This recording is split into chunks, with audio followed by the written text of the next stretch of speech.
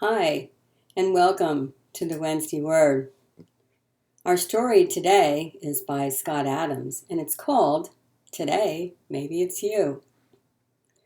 It was one of those cold winter nights in the Haight District of San Francisco, the kind where the rain hurts your breath and forms into huge cotton balls that bound on the pavement.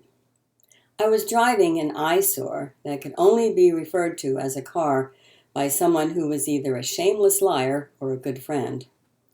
Technically, the vehicle was totaled when I bought it from an unscrupulous neighbor because it needed an engine overhaul that would have cost more than the car itself.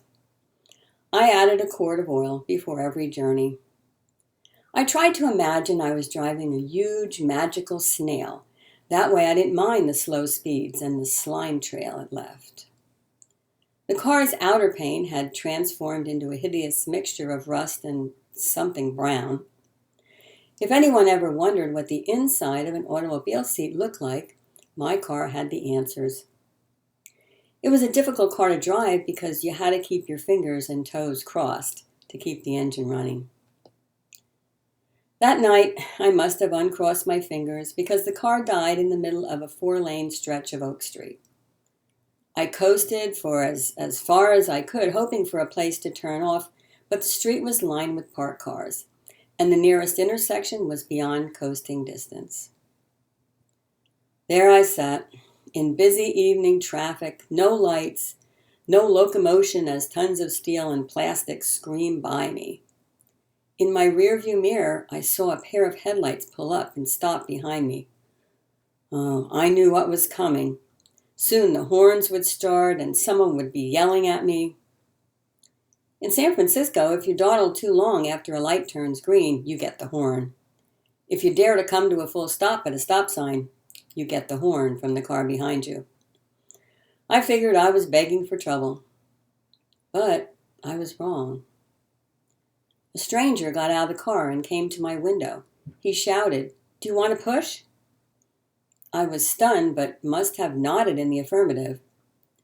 He waved to his car, and 2 teens piled out to apply themselves to my bumper.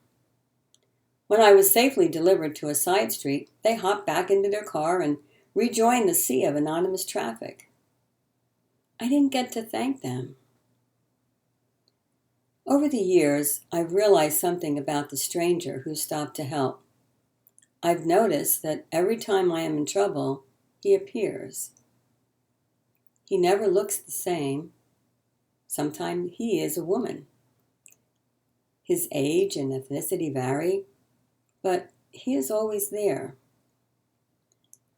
I have started to understand he is a wonderful part of what makes us human beings. The one true thing in this world is an unmasked kindness provided by a stranger. It's the invisible cord that binds us all together and makes life worthwhile. Throughout the year, when you find yourself immersed in the clutter and bustle, annoyed by delays and long lines, baffled how you'll get everything done, remember one of the people in that crowd is the stranger. And today, maybe it's you. Have a good week.